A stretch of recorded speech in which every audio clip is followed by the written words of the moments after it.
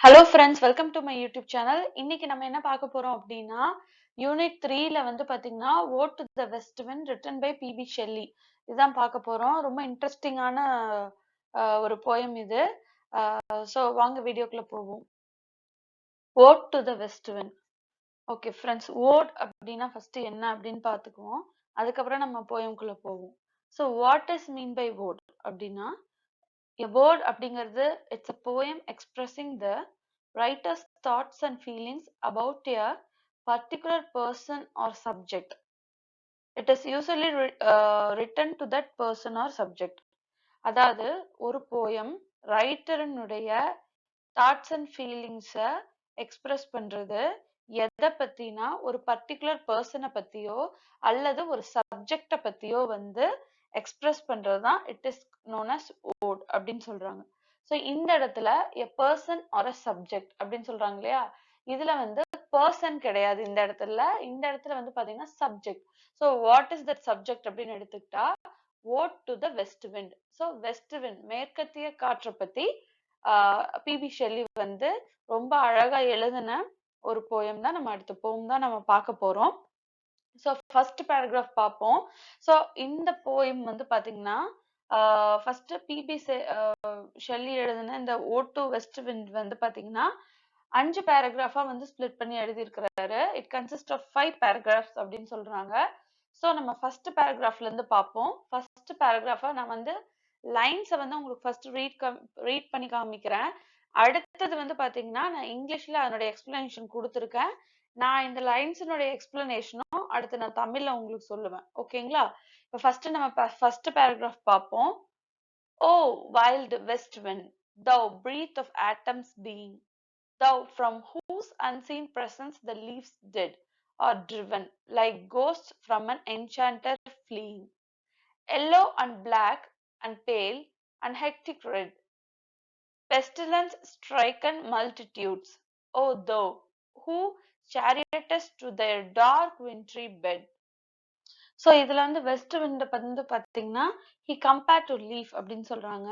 So நம்ம line by line summary தான் நம்ம பார்க்க போறோம். ஸோ நான் லைன்ஸ் எல்லாமே ஃபர்ஸ்டே வாசிச்சுட்டேன். இஃப் பாசிபிள் உங்களுக்கு லைன்ஸ் வந்து இன்கேஸ் உங்களுக்கு தனியா இருந்தாலும் நீங்க கூகுள் சர்ச் பண்ணி எடுத்து கையில வச்சுட்டீங்கன்னா இன்னுமே உங்களுக்கு வந்து ரொம்ப ஈஸியா இருக்கும். ஸோ ஃபர்ஸ்ட் பேராகிராஃப் நம்ம என்னன்னு பார்ப்போம். ஃபர்ஸ்ட் லைன் வந்து பாத்தீங்கன்னா வெஸ்ட் விண்ட், அதாவது மேற்கத்திய காற்று எப்படி இருக்குது அப்படின்னா ரொம்ப மிகவும் முரட்டுத்தனமான ஒரு காற்று. அது வந்து வேகமா வீசக்கூடியது. இந்த காற்று வந்து பாத்தீங்கன்னா இலையுதிர் காலத்தின் மூச்சாக இருக்கிறது அப்படின்னு வந்து சொல்றாரு. இலையுதிர் காலத்தின் மூச்சாக இருக்கிறது அப்படின்னு லைன் 1ல சொல்றாரு. லைன் 2ல வந்து என்ன சொல்றாரு அப்படின்னா, மற்றவர்கள் கண்ணுக்கு வந்து பாத்தீங்கன்னா இது புலப்படாது. அதே மாதிரி நீ அங்க இருக்கிறாய், அதாவது அதனுடைய பிரசன்ஸ் வந்து பாத்தீங்க அப்படின்னா அன்சீன் அப்படின்னு சொல்றாங்க. அதாவது காற்றை வந்து பாத்தீங்கன்னா உங்களால கண்களால பார்க்க முடியாது, உணரதான் முடியும். சோ அங்க காய்ந்து கிடக்கின்ற இலைகள் எல்லாத்தையும் அந்த மேற்கத்திய காற்றானது அடித்து தூக்கி கொண்டு செல்கிறது அப்படின்னு வந்து சொல்றாரு லைன் 2ல. லைன் 3ல வந்து பாத்தீங்க அப்படின்னா அந்த இலைகள் வந்து பறக்கிறது எப்படி இருக்கு அப்படின்னா ஒரு ஒரு பேய் ஓட்டுவான், பேய் எல்லாம் ஓட்டுவாங்க தெரியுமா, ஒரு பேய் ஓட்டுபவனை கண்டா பேய் எப்படி பயந்து ஓடி போகுமோ அது போல இந்த காற்று வந்து பாத்தீங்கன்னா வேகமா வீசுது. அங்க இருக்கிற இலைகள்லாம் வந்து பாத்தீங்கன்னா வேகமா பறந்து போகுது. அந்த பறந்து போறது எப்படி இருக்கு அப்படின்னா பேய் ஓடுனா பேய் எப்படி பயந்து பறந்து போகுமோ அது மாதிரி இலைகளும் வந்து பாத்தீங்கன்னா பயந்து பறந்து ஓடி போய் விடுகிறது அப்படின்னு வந்து லைன் 3ல சொல்றாங்க. லைன் 4ல வந்து என்ன சொல்றாங்க அப்படின்னா அதனுடைய அதாவது அந்த இலைகள் வந்து எப்படி இருக்கிறது அப்படின்னா எல்லோ அப்படின்னு சொல்றாங்க இல்லையா, பழுத்து போன இலைகளாக இருக்கிறது. பிளாக் அப்படிங்கிறது காய்ந்த கருப்பா இருக்கிற இலைதான் வந்து பிளாக் அப்படின்னு சொல்றாங்க. பேல் அப்படிங்கிறது வந்து பாத்தீங்கன்னா வெளுத்து போன இலைகளை தான் வந்து பேல் அப்படின்னு சொல்றாங்க. ஹெக்டிக் ரெட் அப்படிங்கிறது வந்து நோய்வாய்ப்பட்டு சிவந்த இலைகளை தான் வந்து ஹெக்டிக் ரெட் அப்படின்னு சொல்றாங்க.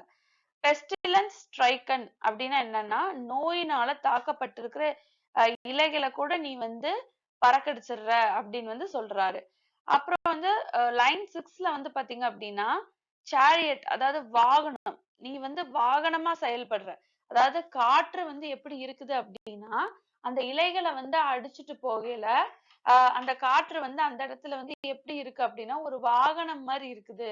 சோ நீ காற்று வெஸ்ட் விண்ட் ஆகிய காற்றே நீ வந்து ஒரு வாகனமாக செயல்பட்டு அங்க இருக்கிற விதைகள் எல்லாம் இருக்கு இல்லையா அந்த விதைகள் எல்லாத்தையும் இன்னொரு இடத்துக்கு செதறடிச்சு கொண்டு போய் போடுற செதறடிக்கிற அப்படின்னு வந்து சொல்றாங்க. சோ இதுதான் வந்து இந்த ஃபர்ஸ்ட் 6 லைனுடைய சம்மரி. அடுத்த லைன்ஸ் பார்ப்போம்.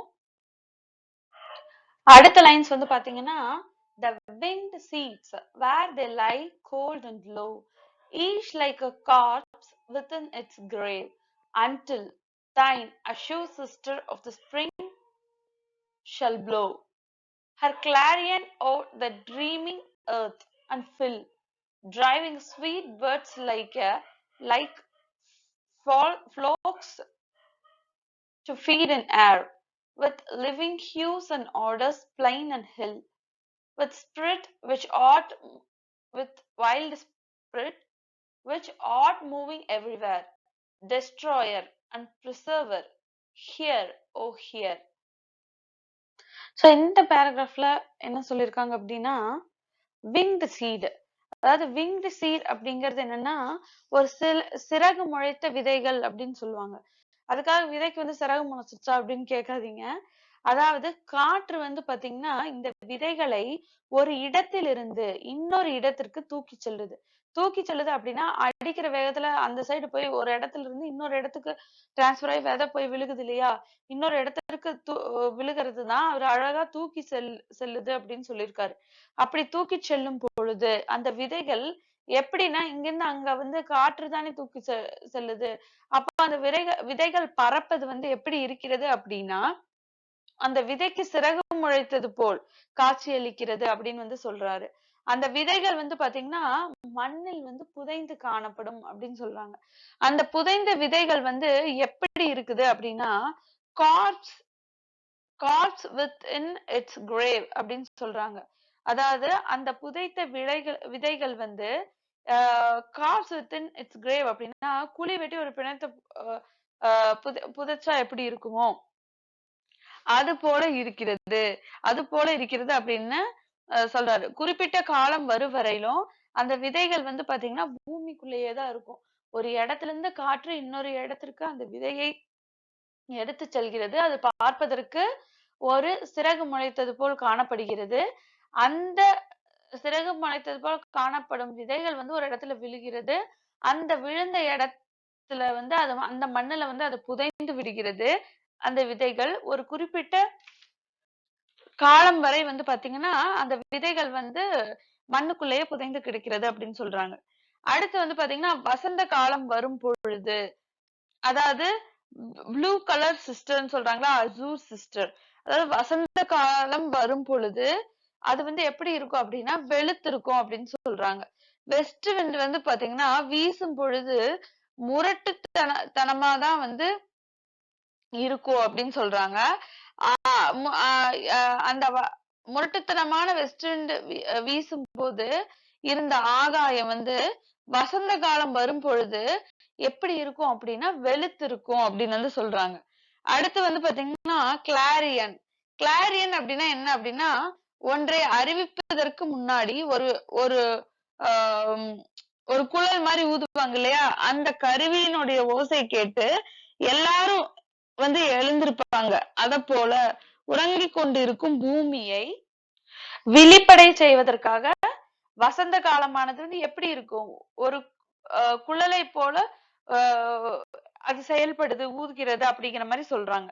அந்த ஓசை வருகின்ற வரையில அந்த விதைகள் வந்து எங்க இருக்குமா, பூமிக்குள்ளேயே புதைந்து இருக்கும் அப்படின்னு சொல்றாங்க. ஒலி கேட்ட உடனேயே அந்த விதைகள் எப்படி இருக்கும், வேகமா முளைச்சு அந்த பூமியிலிருந்து கொஞ்சம் கொஞ்சமா வெளியே வர ஆரம்பிக்கும். அப்ப வெளியே வந்ததுக்கு அப்புறம் எப்படி இருக்கும், கொஞ்ச நாட்கள் ஆகும். அந்த விதைகள்ல இருந்து வந்த செடியில வந்து பாத்தீங்கன்னா அந்த முளையில வந்து பாத்தீங்கன்னா மொட்டுகள் மலரும்.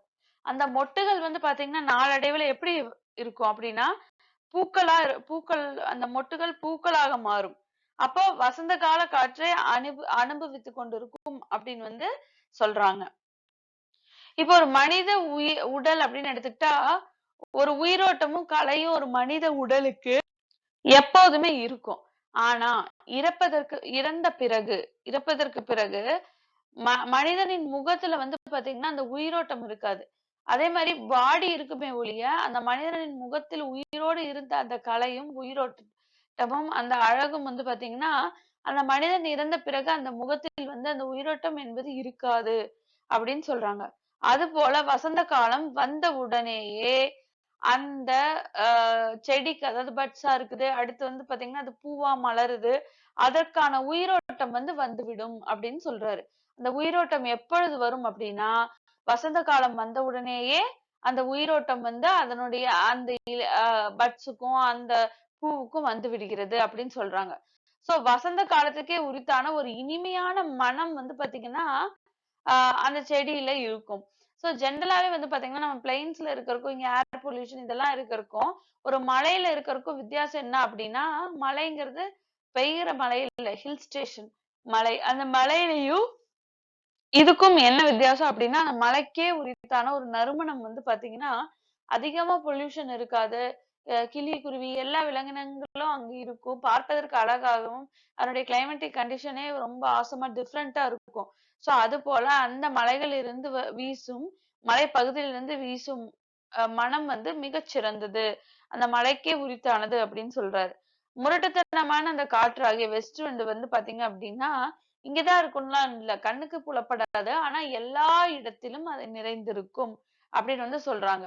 இந்த காற்ற வந்து பாத்தீங்கன்னா destroyer and as well as preserver அப்படின்னு கூட சொல்லுவாங்க. இந்த மாதிரி நான் சொல்றது வந்து please listen to me O hear அப்படின்னு சொல்லியிருப்பாங்க.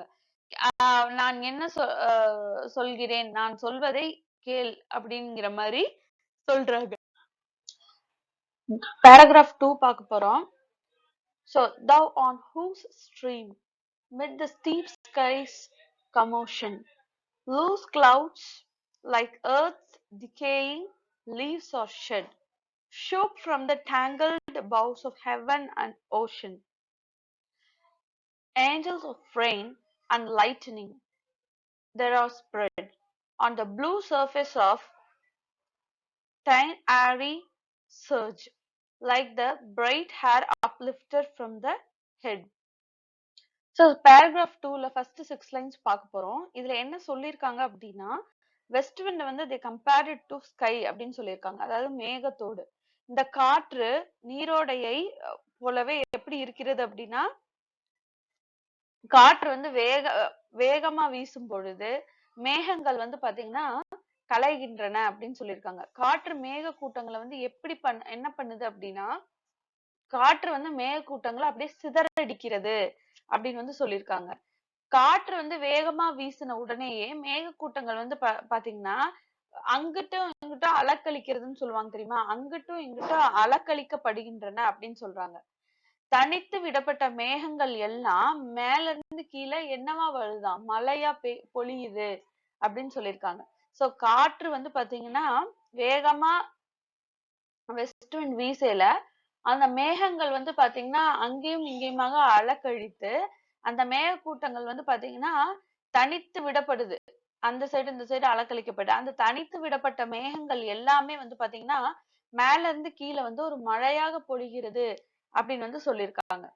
பெய்கின்ற மழை வந்து பாக்குறதுக்கு எப்படி இருக்கிறது அப்படின்னா ஆகாயத்திற்கும் அதாவது பூமிக்கும் நடுவே இருக்கின்ற ஒரு மரம் மற்றும் அதனுடைய பறந்து விரிந்த கிளைகள் மாதிரி இருக்கு. ஆகாயத்துக்கும் கீழே பூமிக்கு நடுவுல இருக்கிற ஒரு மரம்.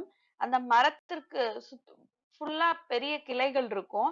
இந்த பெய்கின்ற மழையை பார்க்கையில அந்த மாதிரி இருக்கு அப்படின்னு சொல்றாங்க. அந்த கிளைகள் இருந்து எப்படி இலைகள் வந்து பாத்தீங்கன்னா உதிரும் இல்லையா?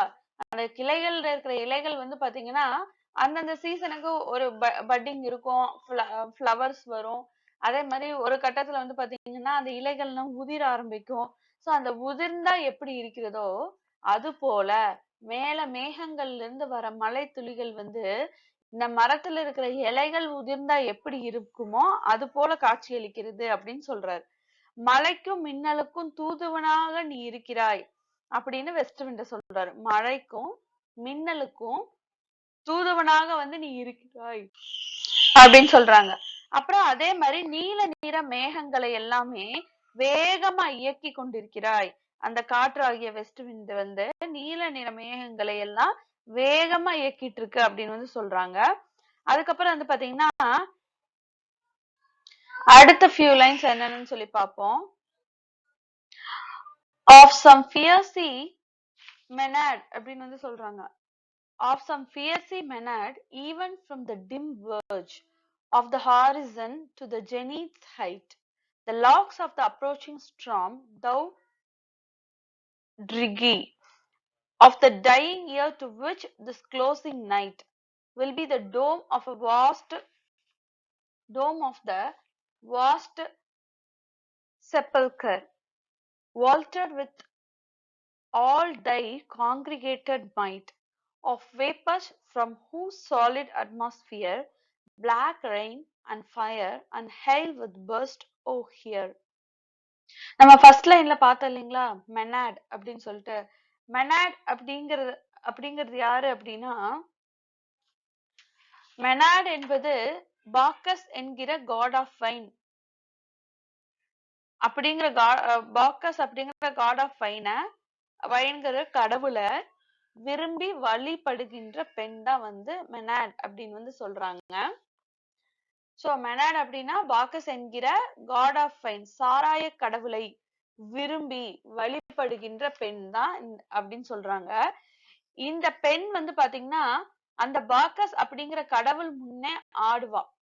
அப்போது அவளது கூந்தல் வந்து பாத்தீங்கன்னா சிதறடிக்கப்பட்டு கிடக்கின்றன. அந்த கூந்தல் எவ்வாறு சிதறடிக்கப்பட்டு கிடக்கின்றனவோ அது போல மேற்கத்திய காற்று வீசும் பொழுது மேக கூட்டங்கள் வந்து பாத்தீங்கன்னா அப்படியே சிதறடிக்கப்படுகின்றன. அப்போ என்ன ஆகும் அப்படின்னா இருள் சூழும். ஏன்னா சிதறடிக்கையில வந்து பாத்தீங்கன்னா மேகங்கள் பிரியும், இருள் சூழும், மழை பொழியும். அததான் இங்க சொல்லியிருக்காரு. அடுத்து ஹாரிசன் அப்படின்னு சொல்லியிருக்காரு. சோ இங்க ஹாரிசன் வந்து கடலும் மேகமும் கலக்கின்ற இடம். இப்ப நம்ம கடல்ல நம்ம பாத்தீங்கன்னா கரையில நின்னு பாக்கையில அந்த மேகம் இருக்குது இல்லையா, அந்த மேகம் ஒரு குறிப்பிட்ட டிஸ்டன்ஸ் லாங்கா பாக்கையில அந்த மேகம் வந்து கடலை வந்து டச் பண்ற மாதிரி இருக்கும் அந்த டுவர்ட்ஸ் எண்ட்ல. சோ அப்ப கடலும் மேகமும் கலப்பது போன்ற ஒரு காட்சி அங்க இடம்பெறும். அந்த கடலும் மேகமும் கலக்கின்றது போல் காட்சி அடிக்கிற இடம் இருக்குது இல்லையா, அததான் அவர் ஹாரிசன் அப்படின்னு வந்து சொல்றாரு. ஜெனித் அப்படிங்கிறது வந்து பாத்தீங்கன்னா உச்சிவானம் அப்படின்னு அர்த்தம்.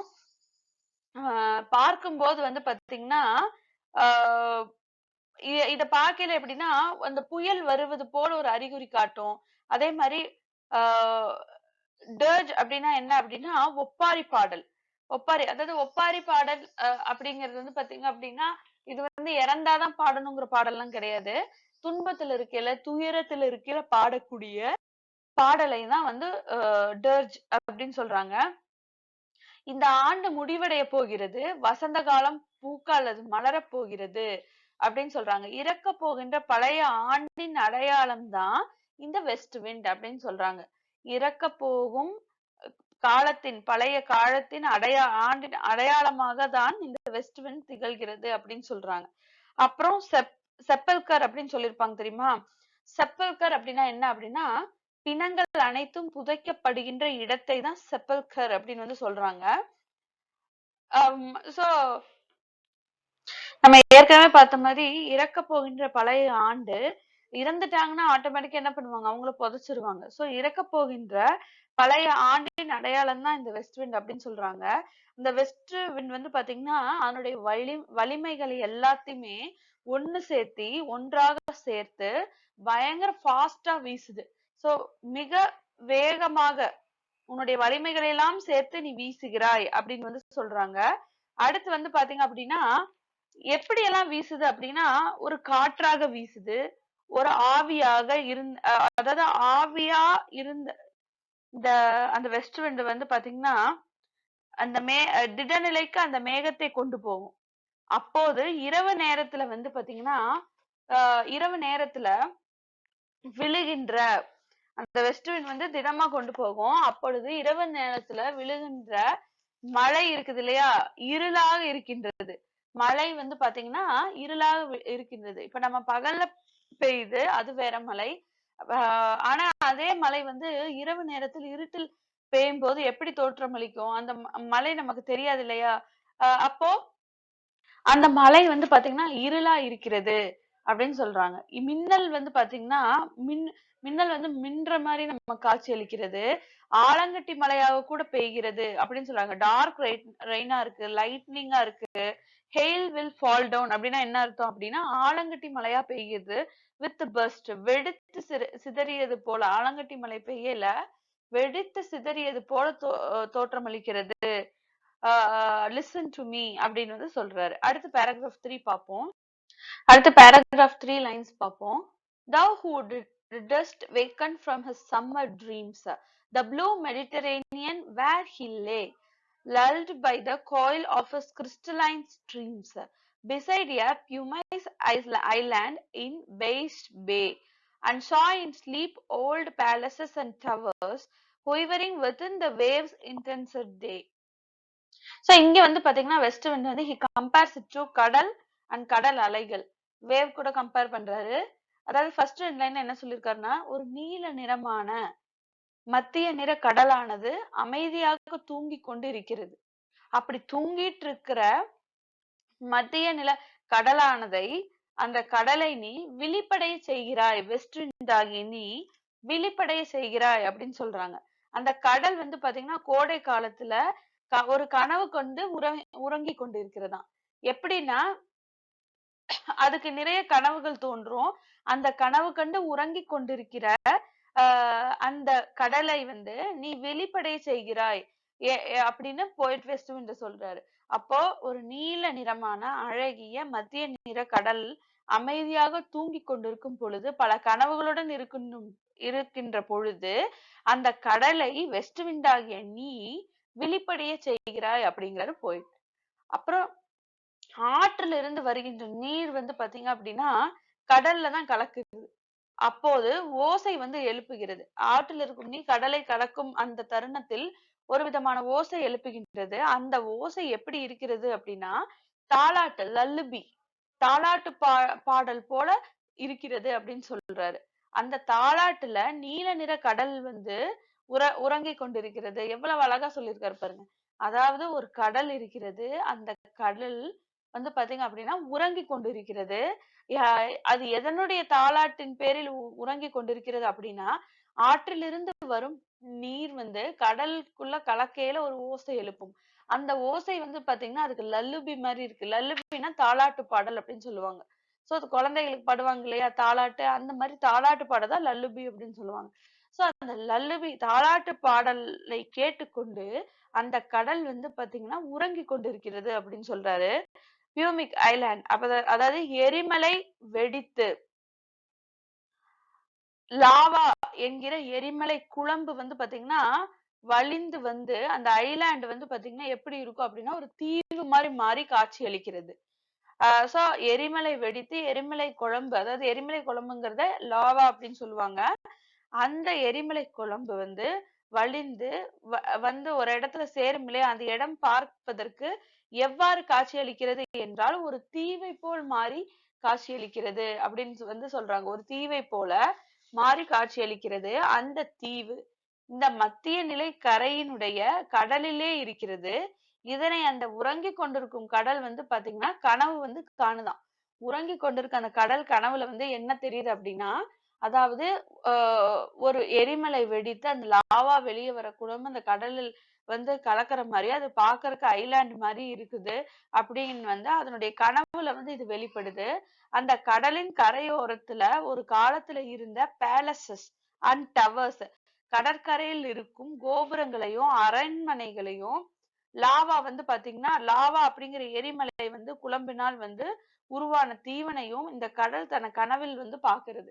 இந்த கடல் உறங்கி கொண்டிருக்கிறது. அதை வெஸ்ட் விண்ட் வந்து பாத்தீங்க அப்படின்னா எழுப்பி விடுது, விழிப்படைய செய்கிறது. அந்த உறங்கி கொண்டிருக்க கடல் கனவுல என்னென்னலாம் வருது அப்படின்னா ஒரு பேலசஸ் அண்ட் டவர்ஸ், கடற்கரையில இருக்கக்கூடிய கோபுரங்களும் அரண்மனைகளும், அதே மாதிரி லாவா அப்படிங்கிற எரிமலை குழம்புனால உருவான தீவு, இது எல்லாத்தையும் கடல் வந்து பாத்தீங்கன்னா தன் கனவுல வந்து பார்க்கிறது அப்படின்னு வந்து சொல்றாங்க. All overgrown with azure moss and flowers, so sweet, the sense faints picturing them. Thou, for whose spot the Atlantic's level pass, cleave themselves into chasms, while far below the sea blooms and the oozy woods which wear the sapless foliage of the ocean know thy voice, and suddenly grow grey with fear, and tremble and despoil themselves. Oh, here. So mass அப்படின்னா என்னன்னா first லைன்ல கொடுத்திருப்பாங்க mass அப்படிங்கறதுக்கு அர்த்தம் பூஞ்சை அப்படின்னு சொல்றது. அதாவது பச்சை கலர்ல பூஞ்சை படிஞ்சிருக்குன்னு சொல்லுவாங்க இல்லையா, அந்த பூஞ்சை தான் மாஸ் அப்படின்னு சொல்றாங்க. பழைய கட்டடத்துல மேல பூஞ்சை படிந்துள்ளது, அது பார்ப்பதற்கு அவ்வளவு இனிமையானதாக இருக்கிறது. இவனைத்தையும் வந்து பாத்தீங்கன்னா கனவுல வந்து கனவில் வந்து போகிறது அப்படின்னு சொல்றாங்க. அதாவது அந்த கடல் உறங்கி கண்டிருக்க கடல் வந்து லாவா, அதாவது அந்த எரிமலை குழம்பினால் ஆன ஐலாண்ட பாக்குது. அதே மாதிரி மாஸ்க் ஒரு கட்டடத்தின் மேல பூஞ்சை படிந்து இருக்கிற மாதிரி யான இனிமையா அது பாக்குறதுக்கு வந்து ரொம்ப கிரீனிஷா இருக்கு அப்படின்னு சொல்றாங்க. இனிமையான பழைய கட்டடத்தின் மேல பூஞ்சை படிந்து உள்ளது அதே பாக்குது. பேலசஸ் பாக்குது, அதே அரண்மனைகளை கோபுரங்களை பாக்குது. இது எல்லாமே வந்து அதனுடைய கனவில் வந்து பார்க்கிறது அப்படின்னு சொல்றாங்க. அது எப்படி இருக்குது அப்படின்னா இட் லுக்ஸ் வெரி பியூட்டிஃபுல். அதே மாதிரி faint when think of them அப்படின்னா என்ன அர்த்தம்னா அப்படியே ஒரு மங்களா தெரிஞ்சா எப்படி இருக்கும். நமக்கே ஒரு கனவு வருது, அந்த கனவு வந்து ரொம்ப அக்யூரேட்டா பயங்கர கிளாரிட்டியா இருக்குமான்னு கேட்டா அது நமக்கு நம்ம தூங்கி எதிர்த்து கேட்டா ஒரு சில சமயம் அது ஞாபகமே இருக்காது. ஆனா அந்த கனவு வந்து ரொம்ப இனிமையானதா இருக்கும். அந்த மாதிரியான ஒரு கனவு தான் அதனுடைய கடல் உறங்கி கொண்டிருக்கையில அதுக்கு வந்து போகுது.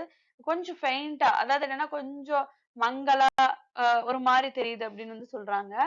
மேற்கத்திய காற்று வீசும் பொழுது, இதுல வந்து சேசம் அப்படின்னா என்ன அப்படின்னா பிளவு அப்படின்னு அர்த்தம். மேற்கத்திய காற்று வீசும் பொழுது அந்த அட்லாண்டிக் பெருங்கடலானது இரண்டா பிளக்குது, காற்று கிழித்து கொண்டு கடலில் செல்கிறது அப்படின்னு சொல்றாங்க. அந்த அட்லாண்டிக் பெருங்கடலானது மேற்கத்திய காற்று வந்து ஏற்கனவே நம்ம என்ன பார்த்தோம், மிகவும் வலிமையானது அப்படின்னு பார்த்தோம். சோ பிளவு, பிளந்து கொண்டு, அதாவது சேசம் அப்படின்னா பிளவு அப்படின்னு அர்த்தம். சோ அட்லாண்டிக் பெருங்கடலானது இரண்டா பிளந்து அந்த காற்று இருக்குது இல்லையா, அந்த வெஸ்ட் விண்ட் ஆகிய அந்த காற்று வந்து கிழித்து கொண்டு கடலுக்குள்ள செல்கிறது அப்படின்னு வந்து சொல்றாங்க. கிழித்து கொண்டு கடலுக்குள்ள செல்கிறது அப்படின்னு சொல்றாங்க. அப்பொழுது அந்த கடலின் கீழ் பகுதியில் கடலில் உள்ளிருக்கும் தாவரங்கள் வந்து பாத்தீங்கன்னா மலர்ந்திருக்கிறது. கடலுக்குள்ள பாத்தீங்கன்னா நிறைய செடிகள் இருக்கும். அந்த செடிகள் வந்து பாத்தீங்கன்னா மீன்கள் எப்படி இருக்குதோ, ஒரு டால்பின் எப்படி இருக்கோ, ஒரு ஷார்க் எப்படி இருக்கோ, அந்த மாதிரி அந்த கடல் கீழ் பகுதியில் ஆழத்தில் வந்து பாத்தீங்கன்னா ஒரு சில தாவரங்கள் வந்து மலர்ந்திருக்கிறது. அந்த செடிகளினுடைய தண்டுகள் முழுவதும் பாத்தீங்கன்னா ரொம்ப அந்த தண்டுகள் வந்து ஜென்ரலாவே ரூட்ல வந்து பாத்தீங்கன்னா வாட்டர் கண்டென்ட் வந்து இருக்கும். சோ அப்ப அந்த செடிகளுடைய தண்டுகள் முழுவதும் தண்ணீரால நிரப்பப்பட்டிருக்குது. அப்படி நிரப்பப்பட்டிருக்க அந்த செடிகள் வந்து பாத்தீங்கன்னா வெஸ்ட் விண்ட் வந்து கடல்ல பிளந்து கொண்டு உள்ளே போகையில் அந்த இலைகள் வந்து பாத்தீங்கன்னா அந்த காற்றை வந்து பாத்தீங்கன்னா உணர்ந்து விடுகிறது. வெஸ்ட் விண்ட் உள்ள பிளந்து போகையில அந்த காற்றை வந்து பாத்தீங்கன்னா உள்ள ஆழத்தில் இருக்கிற அந்த இலைகள், தாவரங்கள் இருக்கிற இலைகள் வந்து பாத்தீங்க அப்படின்னா உணர்கிறது அப்படின்னு சொல்றாரு. சடனா அந்த காற்று வருகையில அந்த இலைகள் எல்லாம் வந்து நடுநடுங்கி விடுகின்றன அப்படின்னு சொல்றாங்க. நடுநடுங்கிறது மட்டும் இல்லாம சோ அந்த காற்று வந்து ரொம்ப அமைதியான ஒரு நிலையில அழகா அந்த தண்ணிக்குள்ள ஆழத்துல வந்து பாத்தீங்கன்னா அந்த ரூட்ல நிறைய வாட்டரோட வந்து அது பாட்டுக்கு அமைதியா இருக்குது. அப்ப இந்த வெஸ்ட் விண்ட் என்ன பண்ணுது, அந்த கடலை பிளந்து கொண்டு உள்ளே செல்கையில் சடனா அந்த காற்று வருகை தரும் பொழுது அந்த இலைகள் எல்லாமே வந்து பாத்தீங்கன்னா நடுநடுங்கி விடுகின்றன, பயந்து விடுகின்றன. பயந்தது மட்டும் இல்லாம கீழே விழுந்து விடுகின்றன அப்படின்னு சொல்றாங்க. அவ்வளவு வலிமை வாய்ந்ததுதான் எது அப்படின்னா west wind. So listen to me wind, நான் சொல்வதை கேள் அப்படின்னு ஆத்தர் போயட் சொல்றாரு. இதுல வந்து ரொம்ப அழகான வர்ணனை கொடுத்திருக்காரு. அதாவது கடல் வந்து கனவு காண்றது, அந்த கனவுல வந்து என்னென்ன விஷயங்கள் எல்லாம் அதுக்கு தோற்றம் அளிக்கிறது கடலுக்கு, அதே மாதிரி கடைசியில அந்த கடல் உள்ள இருக்கிற அந்த தாவரம் வரையில அந்த வெஸ்ட் விண்ட் பிளந்து கொண்டு போகிறதுன்னு அந்த வெஸ்ட் விண்டினுடைய வலிமையை வந்து ரொம்ப சிறப்பா சொல்லியிருக்காரு. If I wear a paragraph 4 பார்க்க போறோம் நம்ம. If I wear a dead leaf, thou mightiest bear. If I wear a swift cloud to fly with thee, a wave to pant beneath thy power and share the impulse of thy strength, only less free than thou, O uncontrollable. If even I were as in my boyhood and could be. Poet வந்து பாத்தீங்க அப்படின்னா ஏற்கனவே வந்து west விண்ட வந்து நிறைய விஷயங்களோட compare பண்ணாலும் நம்ம first 3 paragraph பார்த்தோம். இப்ப வந்து போயட் அவர் கூடயே கம்பேர் பண்றாரு. எப்படின்னா நான் வந்து if I were a dead leaf, அதாவது நான் ஒரு இறந்து போன இலையாக இருந்திருந்தால் என்னை வெஸ்ட் விண்ட் ஆகிய நீ வந்து எப்படி என்ன பண்ணிருப்ப அப்படின்னா கொண்டு சென்றிருப்பாய். அப்ப இலை அந்த லீஃப் வந்து வெஸ்ட் விண்ட் காத்துல என்ன பண்ணும், ஒரு இடத்துல இருந்து இன்னொரு இடத்துக்கு நகர்த்தி கொண்டு செல்லும் இல்லையா, அது போல நான் இறந்து போன இலையாக இருந்திருந்தால் என்னை வெஸ்ட் விண்ட் ஆகிய நீ வந்து கொண்டு சென்றிருப்பாய். ஆனால் நான் இறந்து போன இலையாக இல்லை அப்படின்னு சொல்றாரு. You might let me fly with you if I was a cloud. ஒருவேளை லீஃப விடுங்க. அடுத்து ஒருவேளை நான் ஒரு வேகமா செல்லுகின்ற ஒரு மேகமா இருந்திருந்தா உன்னோட நானும் பறந்து வந்திருப்பேன் அப்படின்னு சொல்றாரு. அப்ப மேக கூட்டங்களை என்ன பண்ணுச்சு வெஸ்ட் விண்டு, சிதறடித்தது இல்லையா. அப்போ நான் வேகமாக செல்லுகின்ற மேகமாக இருந்திருந்தால் உன்னோடு நானும் பறந்து வந்திருப்பேன் அப்படின்னு வந்து சொல்றாரு. அதே மாதிரி if I was a wave that you drive forward, I would share your strength அப்படின்னு. அதாவது நான் ஒரு கடல் அலையாக இருந்திருந்தால், கடலையே வந்து பாத்தீங்கன்னா பிளவு செஞ்சு உள்ள போனதுதானே வெஸ்ட் விண்ட். சோ நான் ஒரு கடல் அலையாக இருந்திருந்தால் காற்றினுடைய ஆற்றலை கண்டு மூச்சிறைச்சிருப்பேன், எனக்கு மூச்சே வாங்கியிருக்கும். உன்னுடைய வலிமையோடு நானும் பங்கெடுத்திருப்பேன், உன்னுடைய வலிமையான காற்று கூட நானும் பங்கெடுக்கிற சூழல் உருவாகி இருக்கும் அப்படின்னு சொல்றாரு. ஆனால் உன்னை விட சுதந்திரம் குறைந்தவன் தான் நானு. ஏன் அப்படின்னா because I am a human being. நான் வந்து பாத்தீங்கன்னா உன் அளவு வலிமை இருக்குதா, இல்ல உன் அளவு சுதந்திரம் இருக்குதா, நீ காற்றாகிய நீ வந்து மேக கூட்டங்களை கலைக்கலாம், கீழே இருக்க மரங்களின் இலைகளை ஒரு இடத்துல இருந்து இன்னொரு இடத்துக்கு கொண்டு செல்லலாம், அந்த விதைகளை ஒரு இடத்துல இருந்து இன்னொரு இடத்துக்கு கொண்டு செல்ல முடியும். ஏன் கடல்ல இருக்கிற அந்த கடல் நீரையே பிளந்து கொண்டு உள்ளே சென்று அங்க இருக்கிற தாவர கூட்டங்கள் இருக்கும் இலையை கூட உதிர வைக்க முடியும். ஆனால் அந்த அளவிற்கான சுதந்திரம் எனக்கு கிடையாது. ஏனென்றால் I am just a human being. உன் அளவிற்கு சுதந்திரம் எனக்கு கிடையாது அப்படின்னு சொல்றாரு. யாருக்கும் கட்டுக்கு அடங்காமல இருக்கும் மேற்கத்திய காற்றை, யாரு எதுக்குமே அடங்குறது இல்ல, யார கண்டும் பயப்படுறது இல்ல. சோ யாருக்குமே கட்டுக்கடங்காத மேற்கத்திய காற்றை வெஸ்ட் விண்டே, ஒருவேளை நான் சிறுவனாக இருக்கும் பொழுது இருக்கின்ற காலமாக இருந்திருந்தால், ஒருவேளை நான் சிறுவனாக if I was when I was a child, if only I could be the way I was when I was a child, when I was your friend wandering with you across the sky. அதாவது நீ எப்படி அந்த heaven வரைக்கும் போயிட்டு அலைஞ்சு திரிஞ்சு வரியோ, அதை போல உனக்கு தோழனாக இருந்து உன்னுடன் சேர்ந்து அலைந்து திரிந்திருப்பேன். நான் சிறுவனாக இருந்திருந்தால் உனக்கு தோழனாக நான் இருந்திருப்பேன், உன்னை போலவே அலைந்து திரிந்திருப்பேன் அப்படின்னு வந்து சொல்றாரு. உன்னை போலவே அலைந்து திரிந்திருப்பேன் அப்படின்னு வந்து சொல்றாரு. அடுத்த லைன்ஸ் வந்து பாத்தீங்கன்னா, the comrade of thy wanderings over heaven, as then went to outstrip thy sky speed, scarce seemed a vision I would never have striven, as thus with thy in prayer in my sore need. Oh, lift me as a wave, a leaf, a cloud. I fall upon the thorns of life, I bleed. A heavy weight of ours has chained and bowed one too like thee, tameless and swift and proud. அதாவது ஏற்கனவே சொன்ன மாதிரி நீ எப்படி அந்த heaven வரைக்கும் போய் அலைஞ்சு திரியிறியோ, காம்ரேட் அப்படின்னா ஃப்ரெண்ட்ஸ், உன் கூட நான் சிறுவனாக இருக்கையில ஒரு நண்பனாக இருந்து உன்னுடன் சேர்ந்து அலைந்து திரிந்து ஒரு தோழனாக இருந்து உன்னுடன் சேர்ந்து அலைந்து திரிந்திருப்பேன் அப்படின்னு வந்து சொல்றாங்க. அப்ப வந்து பாத்தீங்கன்னா இந்த மேகக்கூட்டம் இந்த வெஸ்ட் விண்டோட தோழனா இருக்கையில என்ன ஆகும்? வெஸ்ட் விண்ட் என்னென்னலாம் செய்யும்? அதுக்கு பிறகு அந்த மேகங்களின் வேகத்தை குறைத்து அந்த மேகங்களை மோதவிட்டு மழையாக பெய்ய வைத்திருப்பாய். இவைகள் எல்லாம் கற்பனையில கூட பார்க்க முடியாத காட்சியாக இருந்திருக்கும். அது எல்லாத்தையும் இவர் பார்த்திருப்பாரு. சோ நீட் அவசிய தேவை. சோ நீட்னா அவசிய தேவை அப்படின்னு சொல்ல. என்னுடைய இந்த தேவைக்காக நான் உன்னிடம் வேண்டி கேட்டுக்கொள்கிறேன். என்னை நீ ஒரு அலை போல் மேலே எடுத்துச் செல். Wave like a wave. Please lift me up like a wave. என்னை ஒரு அலை போல் எடுத்துச் செல்லு. A leaf அல்லது ஒரு மேகத்தை போல் எடுத்துச் செல்லு. சாரி, ஒரு இலையை போல் எடுத்துச் செல்லு. அல்லது பாத்தீங்கன்னா a cloud ஒரு மேகத்தை போல எடுத்து சொல்ல. அதாவது எப்படியெல்லாம் தன்னை எடுத்து செல்ல வேண்டும் என்று அவர் கருதுகிறார் அப்படின்னா, நீ என்ன ஒரு அலை போல் எடுத்து செல்லு, ஒரு இலை போல் எடுத்து செல்லு, ஒரு மேகத்தை போல் என்னை எடுத்து செல் அப்படின்னு சொல்றாரு. ஏனென்றால் நான் துன்பம் என்கின்ற பாதாளத்தில் விழுந்து கிடக்கின்றேன் அப்படின்னு சொல்றாரு. நம்ம ஏற்கனவே பார்த்தோம் இல்லையா? துன்பம் அப்படிங்கிற அதல பாதாளத்துல ஐ ப்ளீட் அப்படின்னு சொல்லிட்டு அந்த லைன்ல இருக்கும். நீங்க லைனை பக்கத்துல வச்சுட்டு இது பாத்தீங்கன்னா இன்னும் ஈஸியா இருக்கும். சோ அந்த துன்பத்துல வந்து பாத்தீங்க, ஏனென்றால் இந்த மாதிரிலாம் என்ன எடுத்து செல்ல ஒரு அலை போல இலை போல ஒரு மேகத்தை போல எடுத்து செல்ல. ஏன் ஏன் அப்படின்னா நான் ஒரு மிகப்பெரிய துன்பத்துல வந்து பாதாளத்துல வந்து விழுந்து கிடக்குறேன்.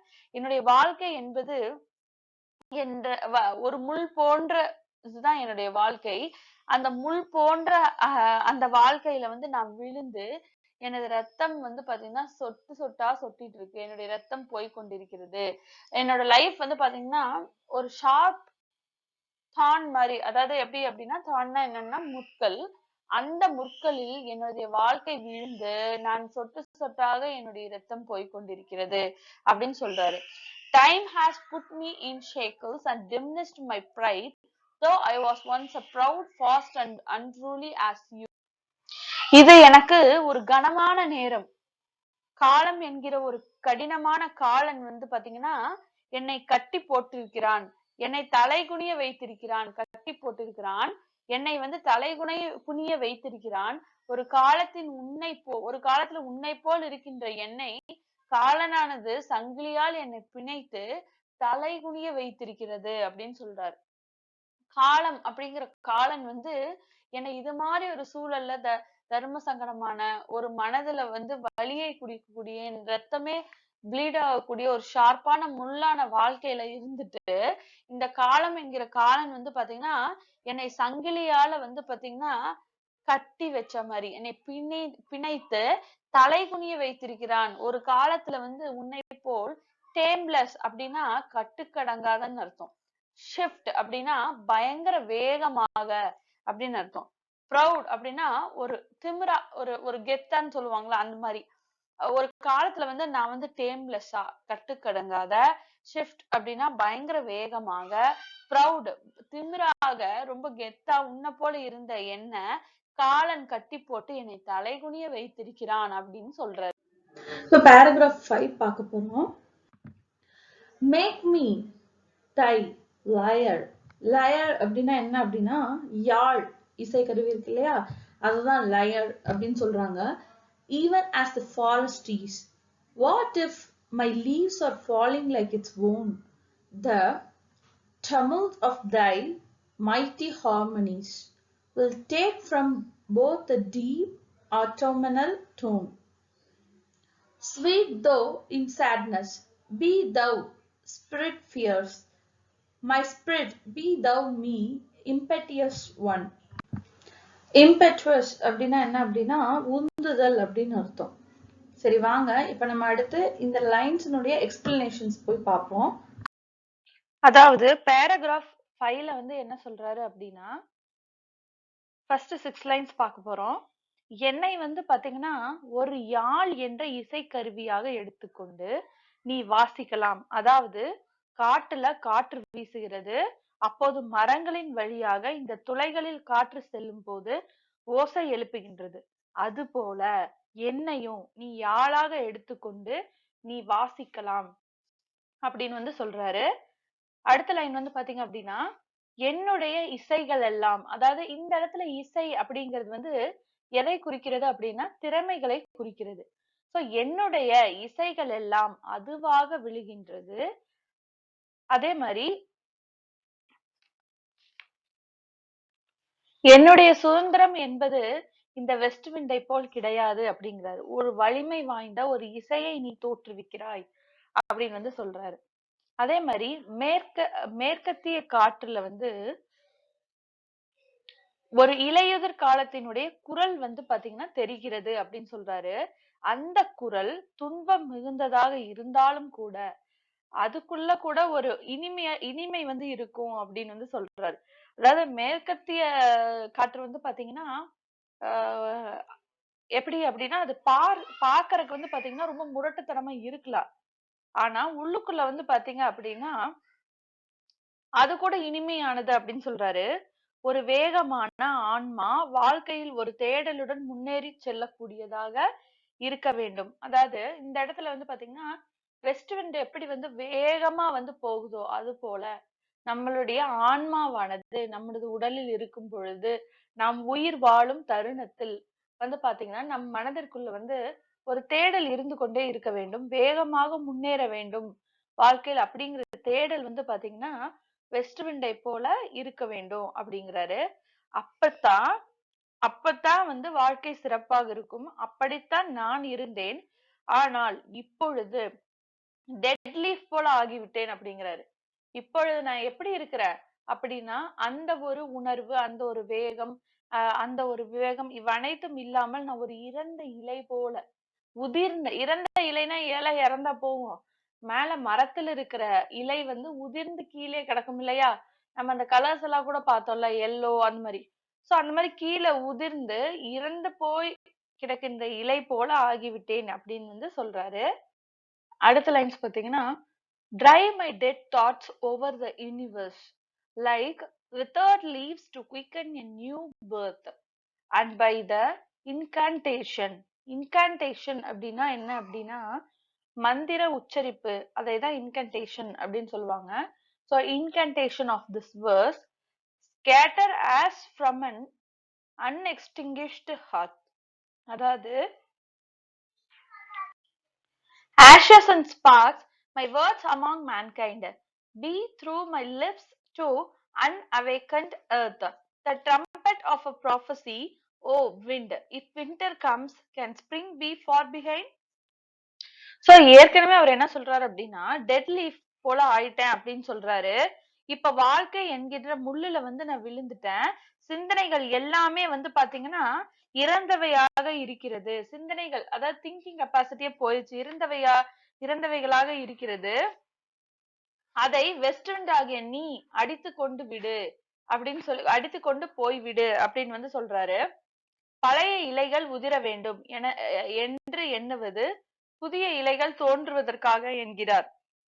அது போல பழைய சிந்தனைகள் வந்து இறந்து விட்டா பரவாயில்ல, எனக்கு வந்து நிறைய புது சிந்தனைகள் வந்து தோன்றும், புது சிந்தனைகள் வர வேண்டும் அப்படின்னு சொல்றாரு.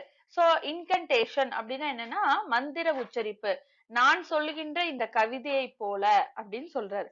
அடுத்து ஹார்ட் அப்படின்னா என்ன அப்படின்னா நெருப்பு அப்படின்னு இந்த இடத்துல அர்த்தம். உன்னை போல் நன்றாக இருந்த நான் இன்று சாம்பலாக மூடப்பட்ட அல்லது படர்ந்தால் எப்படி இருக்குமோ அவ்வாறு உள்ளேன் அப்படின்னு சொல்றாரு. ஆனால் நீ வேகமாக வீசி அன்எக்ஸ்டிங்கிஷ்டு ஹார்த், அணையாத அந்த நெருப்பை, எனது வார்த்தைகளை, அணையாத நெருப்பை அப்படிங்கிறது இந்த இடத்துல என்ன, எனது வார்த்தைகளை இந்த சமுதாயத்திற்கு சொல் என்கிறார்.